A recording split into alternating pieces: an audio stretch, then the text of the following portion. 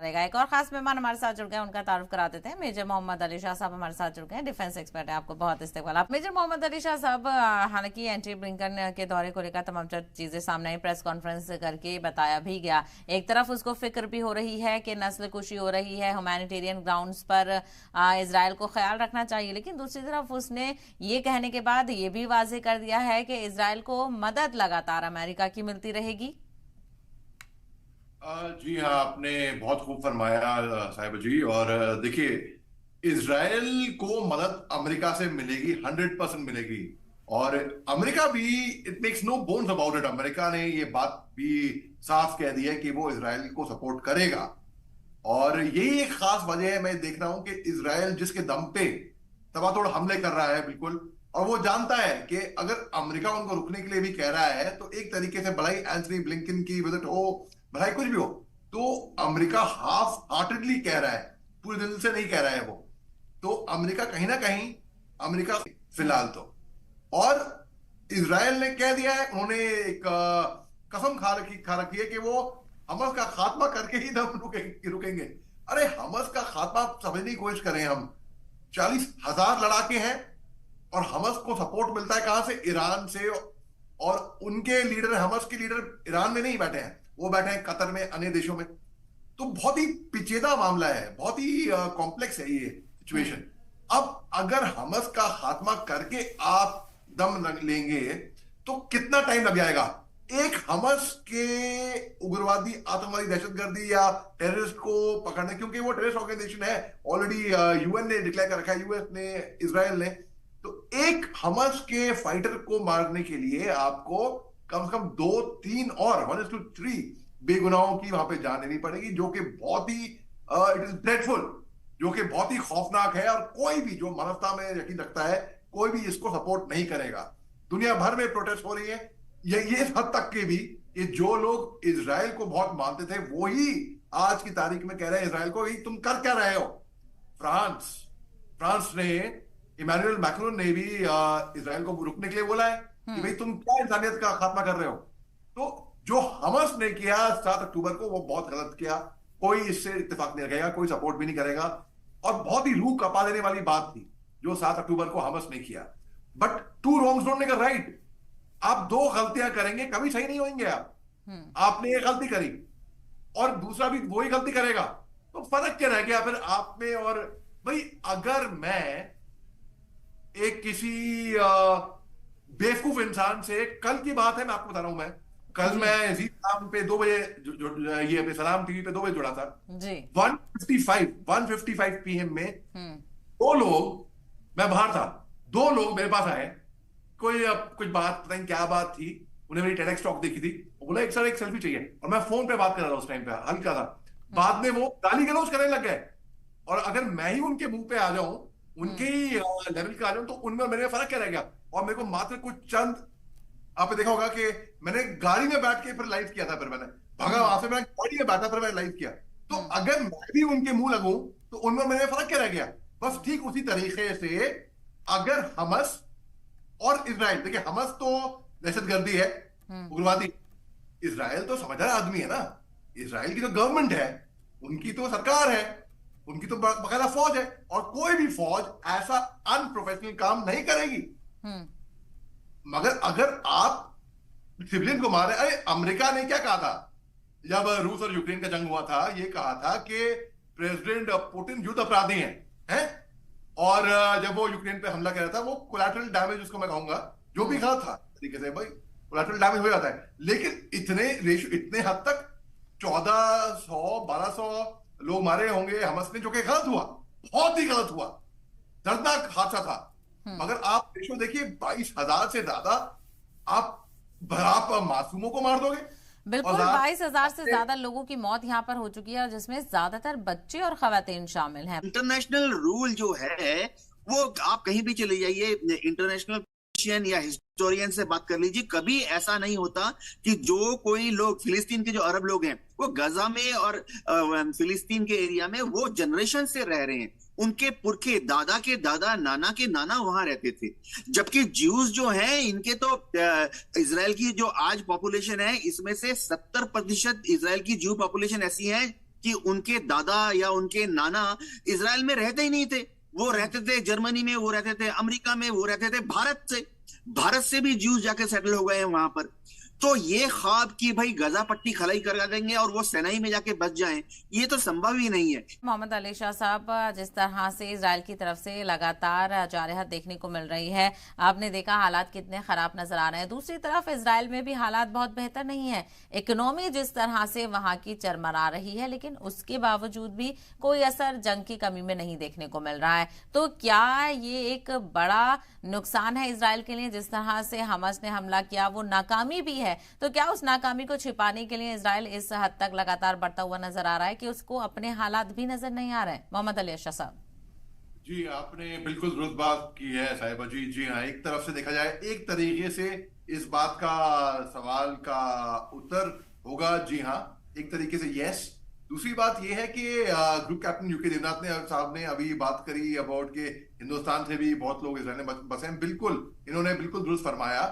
देखिए, इसी बात को मैं थोड़ा हल्का सा आगे बढ़ाते हुए बोलूंगा कि एक मिसनॉमर था कि भाई हिंदुस्तान के सिपाही वहां पे हैं। नहीं, वो गलत था। वो मैं एक मिसरूमर एक सोशल मीडिया का आया था, बहुत जबरदस्त वायरल हुआ था। ये वो लोग हैं जो वहां पे बसे हैं और वहां की नागरिकता ली है, और वहां पे नागरिक होने के बाय वर्च्यू ऑफ दैट वो इजरायली आर्मी में है वो हिंदुस्तान के ओरिजिन के कुछ लोग। खास तौर से तो उनकी लॉयल्टी कहां पे होगी? जाहिर सी बात है, टुवर्ड्स योर कंट्री, अपने देश के है। तो ये एक मिसनॉमर एक फैला था सोशल मीडिया पे। तो मैं उनको भी ये बात क्लियर कर दूं कि वो हिंदुस्तान के नहीं है, हिंदुस्तानी थे बाय बर्थ, लेकिन उन्होंने वहां पे जुडिज्म अपनाया। तो जो भी जुडिज्म अपनाता है, क्योंकि इजराइल, देखिए यहूदी जो थे वो एक तरफ हिटलर ने, नाजी जर्मनी ने बहुत नाइंसाफी की थी इनके साथ। बहुत ही इनको गैस चेंबर में इनको तड़पा के खात्मा करने की कोशिश की थी, जेनोसाइड करने की किया था इनका। तो ये मिट्टी की कौम थी, लेकिन हमको पूरी दुनिया को सीखना चाहिए यहूदियों से, जो कि मिट्टी की कौम थी, इतनी ताकतवर, इतनी पावरफुल, इतनी माइनॉरिटी होने के बावजूद भी अपने आप को इतना बुलंद कर दिया। इस पे एक दो लाइन बना देगा, अल्लामा इकबाल का शेर है, खुदी को कर बुलंद इतना कि हर तकदीर से पहले खुदा बंदे से खुद पूछे बता तेरी रजा क्या है। तो इन्होंने अपना को इतना मजबूत कर दिया। लेकिन आज की तारीख में इनको बड़े अफसोस से कहना पड़ रहा है कि यही जिनके साथ अन्याय हुआ था, वही एक तरीके से ऑपरेसर है गाजा पट्टी में। वो इनको पूरा हक बनता है हमास का खात्मा करने से। बिल्कुल करिए, 100% करिए, मैं आपके साथ में हूं। लेकिन मासूमों की, निर्दोषों की, बच्चों की, सिविलियंस की, महिलाओं की, बुजुर्गों की आमिन कोई हक नहीं बनता। उनकी जिस तरीके से कत्लेआम हुआ है, 22,000, अब टोल मुझे तो उम्मीद लग रही है कि और शायद ऊपर जा सकती है, हो सकता है। तो ये कोई तरीका नहीं होता खात्मा करने का। अपने आप को मजबूत करिए। अब बात करते हैं आपकी सवाल की। आपका बहुत ही अच्छा सवाल था। जी हाँ, नुकसान तो इसमें इकोनॉमिकली भी इजराइल को हो रहा है, लेकिन फिर भी कोई फर्क नहीं पड़ा है। आपको याद है जब रूस और यूक्रेन का जंग शुरू हुआ था, हमारे प्रधानमंत्री साहब ने कहा था कि जंग में किसी की विजय नहीं होती, किसी की जीत नहीं होती, सबका नुकसान होता है। तो उन्होंने कोशिश करी कि ये रूस और यूक्रेन का जंग रुक जाए, किसी तरह थम जाए। बस ठीक उसी तरीके से इसमें नुकसान तो गाजा पट्टी में हो ही रहा है, फलस्तीनियों का नुकसान तो हो ही रहा है, साथ साथ इजराइल का भी नुकसान हो रहा है। लेकिन वही तो बात है। देखिए, जब जुनून, जब एक थोड़ा एक पागलपन सिर पे सवार हो जाता है, फौज में हमको सिखाया जाता है जोश के साथ होश। 10 दिसंबर की घटना है। 10 दिसंबर को इजराइल ने अपने ही इजरायली 3 होस्टेज जो कि हमास के कब्जे में थे, उनको ही फ्रेंडली फायर में गलती से उनको मार गिराया, ये समझ के कि हो सकता है कि ये लोग मदद मांग रहे हैं, मदद की करार लगा रहे हैं, हो सकता है ये लोग हमास के हों। ये लोग बिना शर्ट के सफेद झंडा लेते हुए दौड़ते हुए आ रहे थे उनके पास मदद के लिए, इस उम्मीद से कि हो सकता है हमारी खुद की फौज हमको बचा ले। ये लोग टैंक में थे और इनको ये कहना था, जब ये इस पे इंक्वायरी हुई और 14 तारीख दिसंबर की जो ड्रोन की जो विजुअल्स आए, उसमें ड्रोन के जरिए दिखाइए जी, और 15 तारीख को तो पूरा मालूम था। तो जी हाँ, आपने दुरुस्त किया, जोश के साथ हो। बिल्कुल। देखिए, ओवरऑल सिचुएशन तो बहुत ही ग्रिम है, सारे वर्ल्ड का अटेंशन है। और जिस तरीके से आपने बताया, हर फ्रंट पे वहां पे त्रासदी है, मेडिकल से लेके सुरक्षा से लेके डिस्प्लेसमेंट है, घर में लोग अपने नहीं हैं, सिक्योरिटी इश्यूज हैं, हमास के अटैक्स चल रहे हैं, इसराइल का एयर अटैक चल रहा है। तो ओवरऑल सिचुएशन देखिए तो गाजा पट्टी में हो क्या रहा है, मतलब कि आतंक के माहौल में लोग 95 दिनों से जी रहे हैं, और जिस तरीके से एयर स्ट्राइक हो रही है, मतलब कि कोई लाइवलीहुड है नहीं है। हर जगह त्राही त्राही मची हुई है। आप एक बार अपने घर से बाहर निकलते हैं और जब तक आप घर नहीं आते हैं आप बेचैन रहते हैं। वहां के पूरे 15 लाख लोग डिस्प्लेस हो रखे हैं, मेडिकल एड है नहीं, बच्चों की हाथ में डेथ हो रही है, यूथ हाथों से बिल्डिंगों के जो रेबल्स हैं उसको हटा के इंजर्ड्स को निकाल रहे हैं। तो सिचुएशन तो बहुत ही ग्रिम है। हर एक की एक ऑपरेटिंग कैपेबिलिटी होती है, चाहे वर्ल्ड हेल्थ ऑर्गेनाइजेशन हो, चाहे कि जो भी यूएन के पीस कीपर्स वहां पे काम कर रहे हैं या मदद के लोग ह्यूमैनिटेरियन एड प्रोवाइड कर रहे हैं, उनकी भी एक लिमिट है, उनकी खुद की भी सुरक्षा इन्वॉल्व है, प्लस उनके पास रिसोर्सेज नहीं है। तो सिचुएशन तो बहुत ही ग्रिम है। इसराइल को समझना पड़ेगा। इसराइल देखिए जैसे जैसे युद्ध के आगे नेक्स्ट दिन में जा रहा है, उसके सिचुएशन खराब होती जा रही है। नेतन्याहू साहब खुद अपना सपोर्ट लूज कर रहे हैं, वर्ल्ड में सपोर्ट यूज कर रहे हैं। हो सकता है आगे आने वाले दिनों में इसराइल के सिक्योरिटी इश्यूज और बढ़ जाए। आप बार बार मौका दे रहे हैं अरब वर्ल्ड के सारे कंट्रीज को यूनाइट होके आपके अगेंस्ट धावा बोलने का। आप ऐसा मत करिए, आपका एग्जिस्टेंस खतरे में पड़ जाएगा। आप चले थे हमास को खत्म करने, ऐसा ना हो कि आपके सिक्योरिटी इश्यूज ज्यादा बढ़ के आ जाए और आपके ऊपर हमले होने जाए।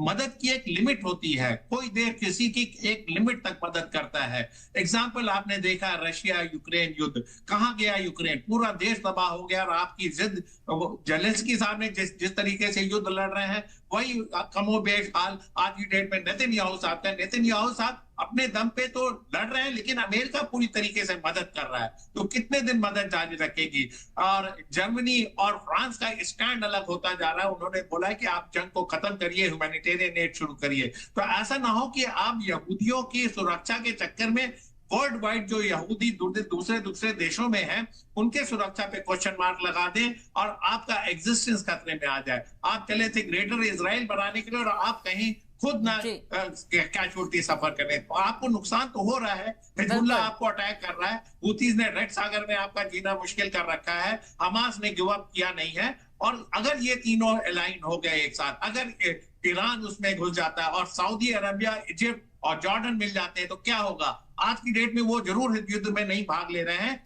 लेकिन आगे आने वाले दिनों में वो नहीं पार्टिसिपेट करेंगे, इसकी कौन गारंटी लेगा। आप दूरदृष्टि रखिए। आपको देखना चाहिए कि हमास को आपने आतंकवादी डिक्लेयर किया, आपने उसका तकरीबन खात्मा कर दिया, अब दिशा बदलिए, डायनेमिज्म लाइए अपने प्लान में। एक स्टीरियोटाइप तरीके से अगर आप ऑपरेशन करते रहेंगे तो आप स्टैटिक हो रखे हो, आप फिक्स हो रखे हो अपने थॉट प्रोसेस में। आपके ऊपर भी हमले हो सकते हैं, आपकी भी तबाही हो सकती है। अगला इलेक्शन तो नेतन्याहू साहब शायद भूल जाए, शायद वो नहीं आ रहे हैं। उनके देश में भी उनके वॉर कैबिनेट में डिफरेंसेस है, उनके जनमानस में डिफरेंसेस है, वर्ल्ड में ओपिनियन डिफरेंट है। तो लिहाजा आप डिफरेंट ओपिनियन रखिए। आपने इतनी मानवता को शर्मसार किया है कि जो लोग इसमें इंटरेस्ट नहीं ले रहे थे आज की डेट में वो भी आपके बरखिलाफ बोलने लगे हैं। सारे लोग अलग लैंग्वेज बोल रहे हैं। लिहाजा ये सोल्यूशन नहीं है। फिलिस्तीनियों को जीने का हक है, उनको भी अपनी सरजमी पे जीने का हक है। आप बाहर से आके बसाए गए हैं, आपकी ये सरजमी नहीं थी। वेस्ट ने एक प्रॉब्लम को उठा के यूरोप से आपके इलाके में रख दिया और आप लोगों को वहां पे परेशान कर रहे हैं। तो लिहाजा ऐसा न करिए। अभी तक लोगों की सिंपैथी इजराइल के साथ इसलिए होती थी कि वो टेक्नोलॉजिकली एडवांस था, मिलिटरीली स्ट्रांग था। आज की डेट में आपकी ये स्थितियां खत्म हो रखी हैं। आज आप एक क्रूअल नेशन की तरफ आते चले जा रहे हैं। ये आपका वादा नहीं होना चाहिए। डेमोक्रेटिक कंट्री है, आप लोगों की आवाज सुनिए, अपने जनमानस की आवाज सुनिए और सीज फायर की तरफ बढ़िए। एक बहुत ही loud and clear message word दे रहा है, आप उसको नहीं सुन रहे हैं। सिर्फ एक आदमी की जिद है, वो है नेतन्याहू साहब की। उनके वॉर कैबिनेट में डिफरेंसेस है, उनके पब्लिक में डिफरेंसेस है, लेकिन वो सुनने को तैयार नहीं है। और हमास के लिए एक स्पेशल ऑपरेशन चलाते रहिए। टेररिज्म को खत्म करने के लिए बहुत सारे तरीके हैं। बिल्कुल, यही तो आवाज उठ रही है कि अगर आपका खात्मा हमास का, आपका मिशन हमास का खात्मा था तो हमास का खात्मा था तो और कुछ भी ऑप्शन चुने जा सकते। बहुत अहम बात शरदेंदु जी यहाँ पर आपने उठाई कि जिस तरह से जो विजन नजर आ रहा है वो किसी भी तरह से अभी फुलफिल होता हुआ नजर नहीं आ रहा और वो विजन ही गलत है। और मोहम्मद अली शाह साहब जिस तरह से दुनिया तमाशा देख रही है, इतने पावरफुल मुल्क है, माना कि अमेरिका सुपर पावर के तौर पर तस्लीम किया जाता है, वो इजराइल का साथ दे रहा है, तो क्या और कलेक्टिवली मिलकर जो दूसरे ममालिक हैं वो दबाव नहीं बना सकते? मंजर आम पर इतनी ऐसी खौफनाक तस्वीरें सामने आ रही हैं, दिल दहल जाए। किसी भी मुल्क का रहने वाला बाशिंदा ये सोचने पर मजबूर हो जाए कि आखिर वहां के लोग किस तरह से रह रहे हैं। फलस्तीनी, शदीद ठंड वहां पर पड़ रही है, लोगों के पास खाने के लिए कुछ नहीं है, तन पर कुछ ओढ़ने के लिए कुछ नहीं है। इस सर्दी में उनकी जो मौजूदा हालात है उसको हम तस्वर भी नहीं कर सकते। तो क्या कलेक्टिवली ममालिक दबाव बनाने से भी कासिर नजर आ रहे हैं अमेरिका और इजराइल पर? जी बिल्कुल साहिबा जी, आपने बिल्कुल सही बात की। और सबसे पहले तो मैं ब्रिगेडियर शरजंदू साहब की मैं दाग देता हूं। वो इसलिए नहीं कि वो मेरे सीनियर हैं और मैं उनको उनसे बहुत मुतासर हूं उनसे। उन्होंने जो तकरीर करी है, जो बोला है अभी, क्या बिल्कुल दुरुस्त बोला है। बैंग ऑन टारगेट इसको कहते हैं, बिल्कुल बैंग ऑन टारगेट फौज की भाषा में, बिल्कुल जबरदस्त बोला उन्होंने। और उन्होंने मैं कहूंगा उन्होंने जो बोला बहुत ही बैलेंस, न्यूट्रल और सही पक्ष जो होता है ना, कि बिना बायस हुए, इसको कहते हैं एक एनालिसिस। और सर मैं आपको कन्वे करता हूं कि आपके ही इस एनालिसिस को देख देख के मैं भी बहुत सीखता हूं सर। Thank you sir. अब मैं ये बात कहता हूं साहिबा जी, देखिए जेरूसलम में जैसे अल-अक्सा मस्जिद है। अब वहां पर हमने देखा था कि रमजान के महीने में जिस तरीके से इजरायली सैनिकों ने नमाजियों के साथ जो हरकत करी थी, ये देखिए मैं मानता हूं कि रिलीजियस प्लेस ऑफ वर्शिप जो भी हो, चाहे मंदिर हो, मस्जिद हो, गुरुद्वारा हो, चर्च हो, सिनागोग हो, वो एक पर्सनल मैटर है, उसमें दखलंदाजी नहीं करनी चाहिए। गुरुद्वारा हो, उसके अंदर ऐसा मिलिट्री एक्शन नहीं करना चाहिए कहीं पे भी।